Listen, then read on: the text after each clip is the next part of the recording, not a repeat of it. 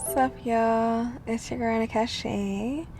Welcome back to my podcast, episode 2. Like I said, I think I'm gonna keep this going. This is kind of fun. It just really gives me a sounding board, and I like that. And if you hear any rain in the background, I am in my car. So there is rain, and it's raining really hard. But I feel like that adds the aesthetic, so we're gonna rock with it. Anyways, I don't want to take up too much of y'all time, but today we're going to be talking about navigating friendships in your 20s and signs that your friends are not your friends. Shout out to the girl on Facebook that had a post like this and really inspired me to do this whole podcast. Because I've been thinking about this a lot and it's been sitting on me heavy because I recently just went through a friend breakup. Well, 2 friend breakups, I'm going to be technical. And this is not to throw any shade or anything. So if y'all listening or other people are listening, this is not to throw any shade. I'm just venting, getting things out, and sharing with you guys my experiences with having friends in my 20s. Because honestly, friend breakups sometimes be hurting a little bit worse than real breakups. That's for some people, but you gotta think, some of these people you've been friends with for years, and they know you on a different level. You've gone through so much together. So it's a lot to just throw away or get over, and you probably won't get over it for a while. So I'm just trying to help y'all get over it with me. And recently, with the friend breakup that I had, I just didn't find an opening or opportunity to tell them that I'm not really feeling this friendship anymore, and that's okay. You outgrow people, you change, and sometimes they don't change with you. Everybody can't go where you're going. I just feel like I wish I would have been the first person to reach out and communicate that. This person reached out to me and kind of asked what's going on, and then I put all my feelings on display. Knowing how to communicate, knowing how to receive that is really important in developing your social skills and your relationships in the future. But now I want to get into the signs that your friends are not your friends. I have had quite a few friendships where I feel like it's been one-sided, or there was secret animosity, or whatever the case may be. So I feel like a lot of these resonated with me, and I wanted to share them with you guys. And maybe if some of them click for you, it could be a wake-up sign for you. So not inviting you places is the first one on the list. This is not in any particular order, but this is one of the signs of a friend not being a friend. And now I had a friend. I feel like this friend only invited me when their other friends left them out of stuff. When they felt a little bit lonely or were going through something with their other friends. I was the backup friend. That's not a sign of a good friend. You shouldn't be... I understand having different friends for different occasions. I feel like if you don't extend an invitation where other friends are going to be to a certain friend, why is that? And should you still be friends after that? You feel me? Another one would be not showing up for you or checking in. One of the friends that I recently stopped talking to, they didn't check in for almost a year. Now, I would say I'm kind of below maintenance as a friend. I'm not gonna lie. I don't need to talk to you constantly. I have some budding friendships now with some other people that I met here in Buffalo, and I feel like we only check in with each other every couple of months, interacting with our stories here and there, but it's not doing too much, and occasionally we'll text.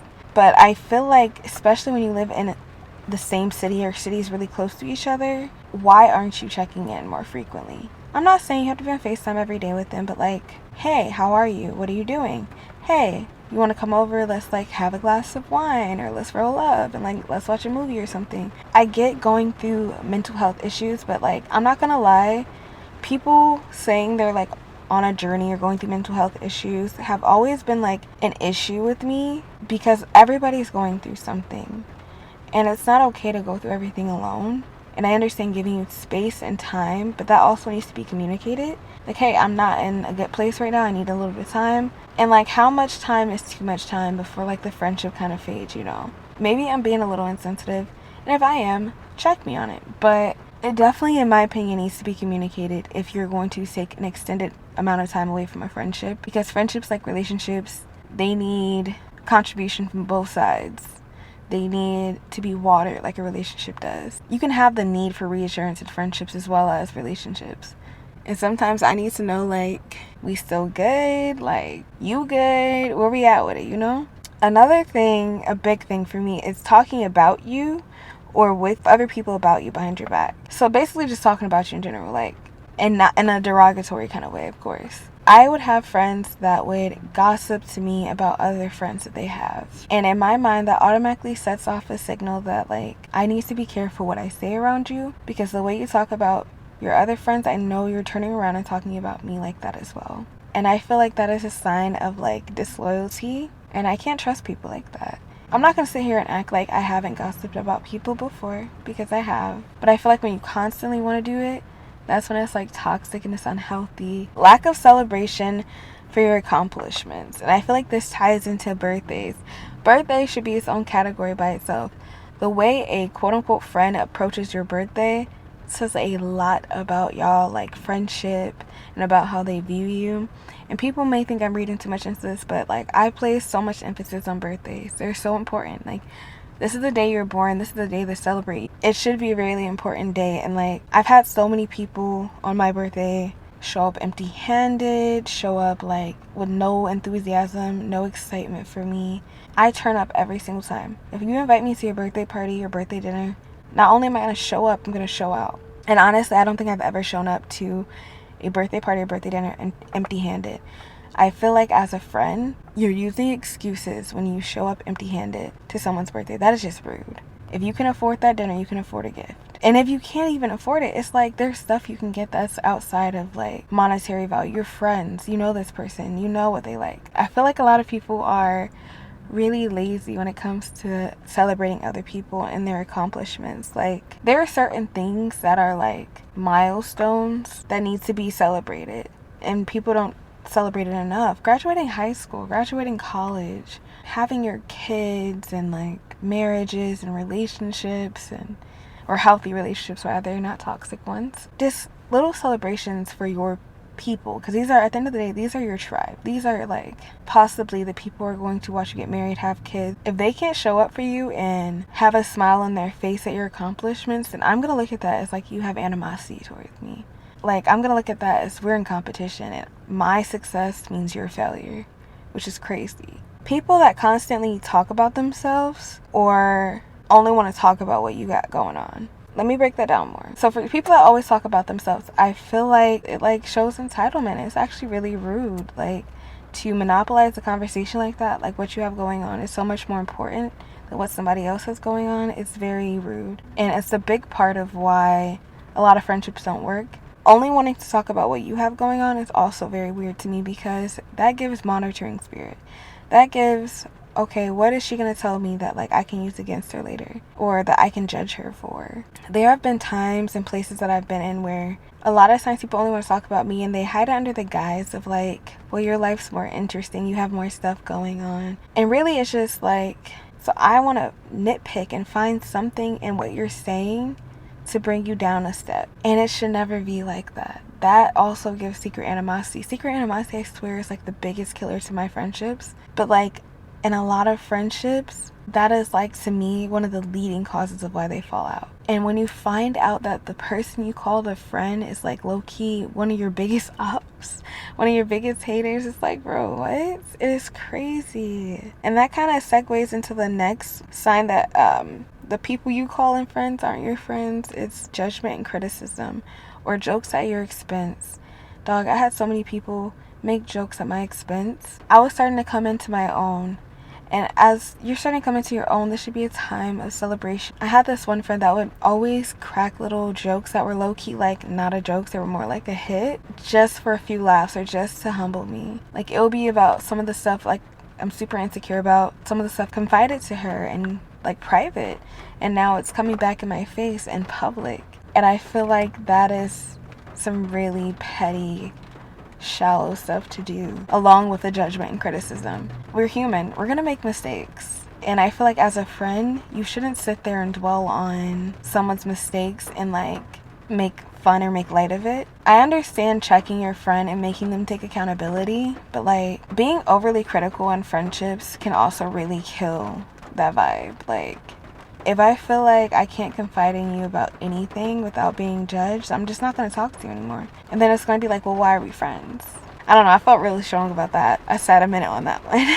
And last but not least, never initiating hanging out or talking first. this is the big one, because the way you approach a friendship and like how much time and effort you put into it shows a lot about how much it means to you. And I feel like when you never initiate hanging out or like talking first, it shows that you don't really care about this relationship. It can come or go as it pleases. I feel like I constantly was reaching out to a lot of my friends and initiating little like, hey, you want to come over? Hey, you want to do this? But these plans never get executed, or sometimes I was even left unread. And I understand like everyone is in a different place in life right now. And economically, the world is in shambles. Things can get expensive. But again, this is why I emphasize communication so much. Like, hey, girl, I just don't got it right now. Cool.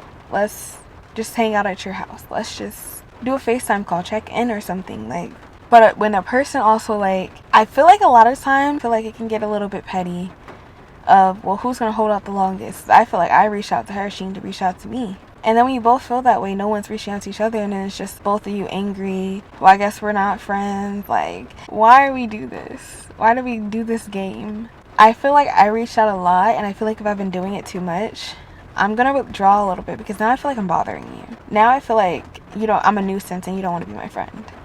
And maybe that's just me overthinking, because I do overthink a lot. But when you never do it though, and you never like have plans for me or ideas, or you never want to talk to me, I feel like it's giving fan.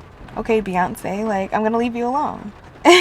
And that is like the last sign that your friend isn't your friend. I'm sure there's more, but those are some of the bigger ones that I've noted. And I would love to hear more people's thoughts on like other signs, because when I heard a podcast talking about this and I read a post talking about this, a lot of it resonated with me, and it was so like interesting to see all of these signs that we overlook because of the sake of like they're our friend and we've been friends for 3-5 years, that we never see it in the moment, but we see it afterwards when we take a step back. It's so interesting to me. Also, when you take a step back at post clarity, like post friendship breakup, kind of get a gauge of what kind of friend you are and what you need as a friend. Let's go on picnics. Let's like chill together. Let's go on a book date. Let's go to a cafe. Let's go to dinner. I love little like hangouts with my friends. I think they're so cool. And I think it really cultivates the friendship. And so I know as a friend that I need to have access to you and hang out with you occasionally. I feel like that's not too much to ask for. And as a friend, like, I know I need someone who's on the same kind of wavelength that I'm on, of like finding their purpose and like wanting better for themselves. Like, I'm tired of being in like low vibrational, low energy friendships where all you want to do is gossip, all you want to do is drink, all you want to do is party, all you want to do is like talk about guys and be in toxic relationships and very bad environments to like that are not conducive to what we have coming. There are going to be times when you don't agree with your friends, when you're going to have to put them in their place, and that should happen, and arguments should happen in friendships without there being like some major fallout. I feel like constantly, a lot of times when people get into arguments with their friends, this doesn't have to be the end all be all. Like, how many times have you gave that girl or that man a chance in a relationship? Think about that. How many times have they played in your face and you like gave them another chance? If you're not able to extend that to a friend as well, you have to think why that is. Why friends feel so low value to you. I understand like relationships, this is going to be your partner, possibly one of the parents to your kids, and like you're going to live with this person. It's a little bit different, but like friends are also very essential and important in life. So you should also hold them in high regard as well. I guess some final notes I want to leave off with is you definitely need to accept where you are right now and find friends that accept where you are right now and be accepting of other people's place in life right now, but also be ready to evolve and change and accept that transition, because the person you meet today, y'all might kick it off, be the best of friends. In a year, they're changed. They're a little bit different. At the end of the day, a friend should be like loyal and not like wavering all the time. Show some like signs of growth and maturity by being able to accept people as they are unconditionally. I'd rather have like 1 or 2 solid friends than like 5 to 10 shallow ones, you feel me? So be comfortable being alone until you find someone who adds that value to your life. Well, that is the closing note. This is a pretty lengthy episode. I hope it all gets uploaded. Thank you so much for tuning in. If you enjoy this, I don't know, interact, let me know. I feel like a lot of people don't even make it to the end, but if you do, you're a real one. I love you guys so much, and I will see you guys next time. Bye.